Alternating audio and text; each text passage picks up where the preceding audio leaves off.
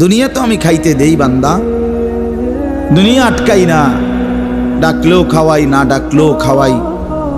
অনুগত অবাধ্য ইমানদার বেঈমান আমি তো সবাইকেই দুনিয়া রিজিক দিচ্ছি, দে না। কথা বলেন না কেন? সূর্যের আলো কাফের বেঈমানের বাড়িতে ওঠে না? চাঁদের আলো ওঠে না? দুনিয়া তারা ভোগ করছে কিনা বলেন? আল্লাহ তাআলা বলে, বান্দা দুনিয়া খাচ্ছ, ভোগ করছো, দুনিয়া নিয়ে মাতলামি করছো, এটারে খুব তৃপ্তির কিছু মনে করো না। দুনিয়া আমি কুত্তারেও খাইতে দেই। ছেলেরা মনে রাখো, শুধু ভাত মাছ খাইতে পারতেছো আর ঘুমাইতেছো, আর মোবাইল টিপতেছো, আর নর্তকী দেখতেছো। আল্লাহ চেনো না, আখিরাত চেনো না, কবর চেনো না, মৃত্যু চেনো না, জাহান্নাম বুঝো না, জান্নাত বুঝো না, আল্লাহর ভয় বলতে কিছু চেনো না। শুধু মনে করছো খাইতেছো আর ঘুমাইতেছো। রাস্তার কুত্তার দিকে তাকায়ও, ওই কুত্তাও খায় আর ঘুমায়, কুত্তাও খায় আর ঘুমায়, কুত্তাও পেশাব পায়খানা করে, কুত্তারও যৌন চাহিদা পূরণ হয়, এই জন্য কুকুরেরও বাচ্চা কাচ্চা হয় না?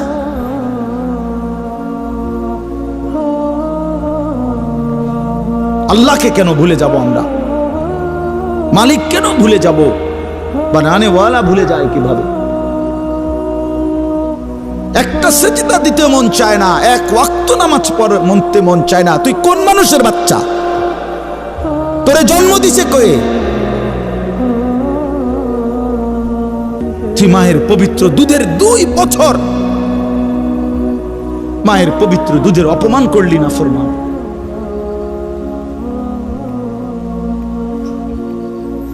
এই জন্য আমরা প্রত্যেকে ফিকির করি। তো যাই হোক বাপ, আমার বলার উদ্দেশ্য হলো, দয়া করে আমরা সবাই মনোযোগ দিই। অল্প কুদ্দুর সময় দেখবেন যে দেখতে দেখতে শেষ হয়ে যাবে।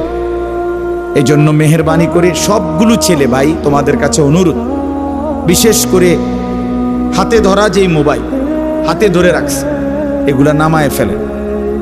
হাতে ধরা মোবাইল এই হাতে ধইরা রেকর্ড করেন, বরং আমাদের চেহারার দিকে তাকাইয়া আল্লাহর ওয়াস্তে 2টা কথা, আল্লাহর কথা মনোযোগ দিয়ে শোনেন, এতে লাভ হবে।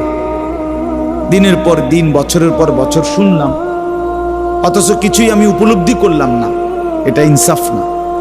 আল্লাহর কথা মানুষের পরিবর্তনের জন্য, এই কোরআনের কথাগুলো আমাদের জিন্দেগি বদলাবার জন্য। মসজিদে জুমার নামাজে প্রত্যেক জুমায় বয়ান হয়, 1 বছরে 52 সপ্তাহ। চিন্তা করে দেখেন, একটি বছরে 52 সপ্তাহ, তাহলে 52 সপ্তাহ ইমাম সাহেব আপনাদের জন্য নসিহত করে। তো এইভাবে যদি 30 বছর 40 বছর ধরে শুনে থাকেন, তাহলে আজকে কতদিন ধরে আল্লাহর কথা শুনতেছেন? বছরে 52, তো এভাবে 40 বছর, এভাবে 30 বছর, এভাবে 50 বছর। অথচ এত লম্বা সময় আল্লাহর কথা শুনবার পরেও এখনো মিথ্যা বলা ছাড়তে পারলেন না। এত লম্বা সময় আল্লাহর কথা বলা শুনবার পরেও বিড়ি সিগারেট খাওয়ার অভ্যাসটা ছাড়তে পারলেন না। এত লম্বা সময় আল্লাহর কথা শুনবার পরেও চা দোকানের আড্ডা বন্ধ করতে পারলেন না। নাচ গান দেখা, টেলিভিশন দেখা ছাড়তে পারলেন না।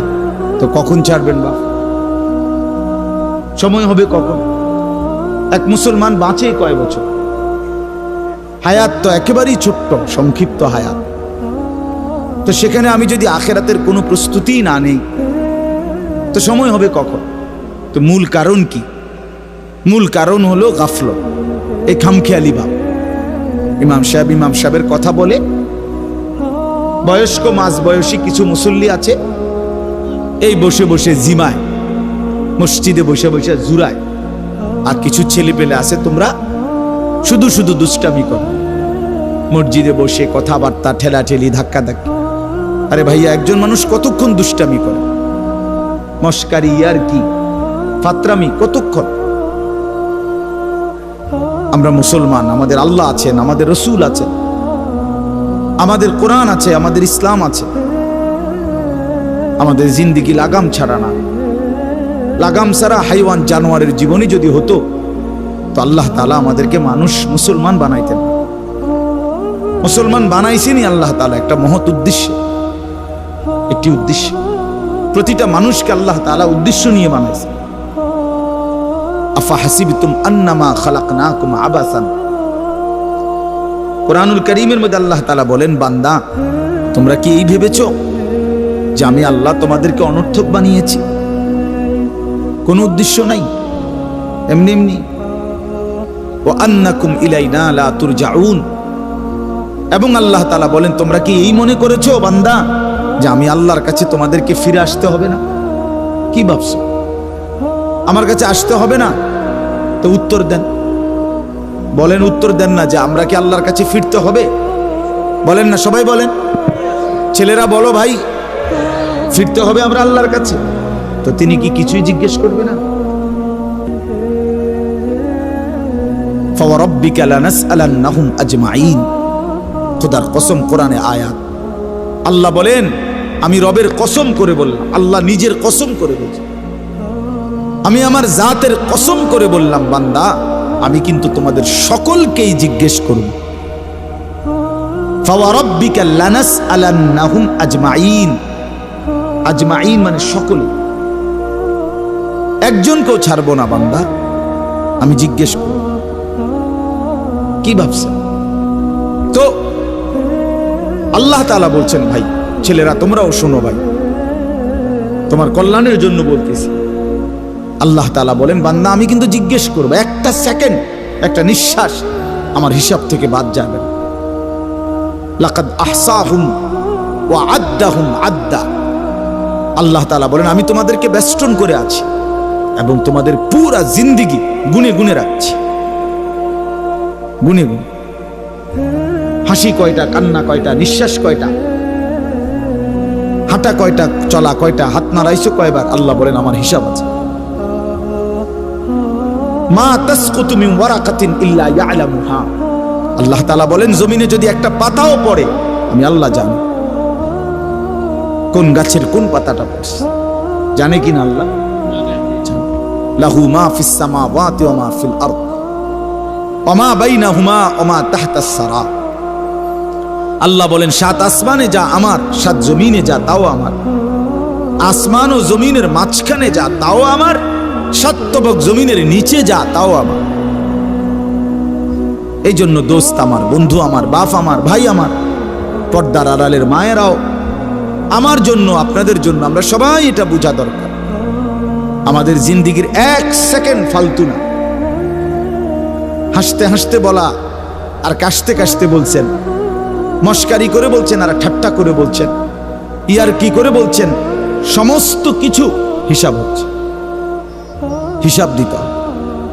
ওয়াকুল্লুহুম আতিহি ইয়াউমাল কিয়ামাতি ফারদা, আল্লাহ তাআলা বলেন, তোমরা সকলেই আল্লাহর সামনে কিয়ামতের দিন একজন একজন করে দাঁড়াতে হবে, একজন একজন, আলাদা আলাদা। ফারদান মানে ওয়াহিদান, একজন একজন, আলাদা আলাদা উত্তর দিতে হবে। সুম্মা লাতুসআলুন্না ইয়াউমাইদিন আনিন নাঈম, আমার দেওয়া প্রতিটি নিয়ামত সম্পর্কে অবশ্যই আল্লাহ বলেন তোমাদেরকে জিজ্ঞেস করা হবে। হাসরের ময়দানে আছে, আল্লাহ ফেরেশতাদেরকে বলবে, ওয়াকিফুহুম ইন্নাহুম মাসউলুন, আমার বান্দাদেরকে লাইন ধরে দাঁড় করাও, কিফু তাদেরকে থামাও, দাঁড়াও, ইন্নাহুম মাসউলুন, তাদের সকলকেই আজকে জিজ্ঞেস করা হবে। বহু আয়াতে, ওয়া ইম মিনকুম ইল্লা ওয়ারিদুহা, আল্লাহ বলে তোমাদের একজনও এমন হবে না, নবী বলো, রাসূল বলো, আউলিয়া বলো, ইমানদার বলো, নাফরমান বলো, প্রত্যেককেই ফুলসিরাত পার হইতে হবে, পার হইতে হবে প্রত্যেককে। তার আমল নামার মধ্যে প্রত্যেকে হাতে নিতে হবে, হয় ডান হাতে নয় বাম হাতে, প্রত্যেককেই মিজানের পাল্লার সামনে আসতে হবে তোমার আমল নামা ওজনের জন্য। আল্লাহ তাআলা বলেন, বহু মানুষ তার আমল নামা নিজের জিন্দেগির কর্মকাণ্ড মিজানের পাল্লায় দিবে ওজনের জন্য। আহা, আল্লাহ বলে, কাফের, বেঈমান, নাফরমান, পাপী, ফালা নুকিমু লাহুম ইয়াউমাল কিয়ামাতি ওয়াজনা, সেদিন কিয়ামতের দিন মিজানের পাল্লাতে তাদের সারা জিন্দেগির সমস্ত কর্মকাণ্ডের এক বিন্দু কোনো ওজন আসবে না, 100 গ্রামও হবে না। 100 গ্রাম। জিন্দিগিটা শুধু ভাত তরকারি আর বন বিড়ি আর চা বিস্কুট আর ঘর বাড়ি বাজার ব্যবসা চাকরি টাকা রোজগার এর মধ্যেই শেষ করে দিচ্ছে। এই পুরাটা একসাথে ওজন দিলে কিছুই আসবে, কিছুই আসবে। আল্লাহ তাআলা বলেন, ফামান সাকুলাত মাওয়াজিনুহু ফাহুয়া ফি ঈশাতির রাদিয়া ওয়া মান খাফফাত মাওয়াজিনুহু ফাউম্মুহু হাওিয়া। যার মিজানের পাল্লায় আমল ভারী হবে সে অনন্তকালের সুখের জান্নাতে বসবাস করবে। যার আমল নামায় মিজানের পাল্লা আমল নামা হালকা হবে তো সে জাহান্নামের নির্মম ভীষণ আগুনের মধ্যে নিক্ষিপ্ত। এই জন্য দোস্ত সবাইরে বলি, শুধু এই এক বেলার ওয়াজ না, আল্লাহর কথা প্রতিদিন মনোযোগ দিয়ে শোনা উচিত। জুমার বয়ান দিল দিয়া শুনবেন, কেন ঘুমাইবেন, কেন জুরাইবেন, কেন দুষ্টুমি করবেন?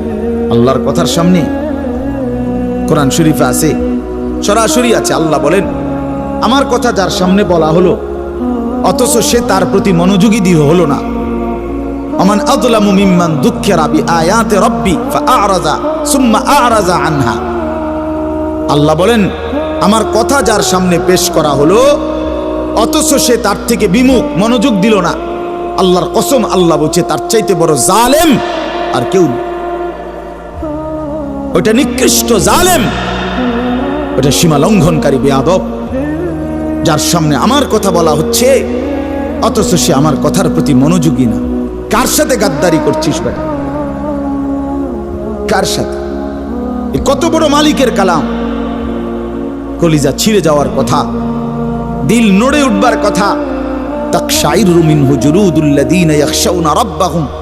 আল্লাহ বলে, কোরআন তো আমি এমন নাজিল করেছি, আমার ইমানদার বান্দা যখন শুনবে তো তার শরীরের চামড়ার উপরে যেই পশমগুলো আছে সেগুলো দাঁড়ায় যাবে।